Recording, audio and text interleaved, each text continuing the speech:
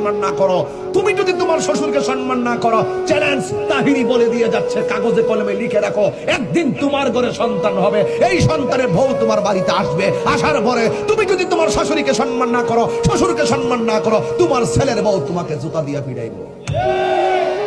লেখা রাখেন মান হাফারা হুফির। আমি বলি না, দলিলে বলে। আমি বানাই কথা কোনো মজুদার বাড়ি খেতাম, দলিলে বলে, দলিলে, আমি বলি না।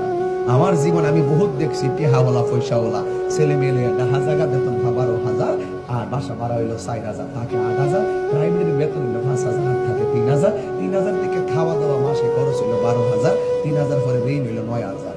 এই 3 মাস যাওয়ার পরে 3 গুণ 27,000 ঋণ হইলো। লাস্টে কইতাছে চিন্তা করতাম করবো বাইছে গা, পরে সব গাঁটি গুটি দূর করে বাইতে ঘুরছে। আর যখন চলতে না আয়া আম্মা তোমার নাতি তোমার সাথে থাকতে না, থাকতে না। মা কবু আমি তোর ঘরে হয়েছিল না, আমার ঘরে হয়েছে।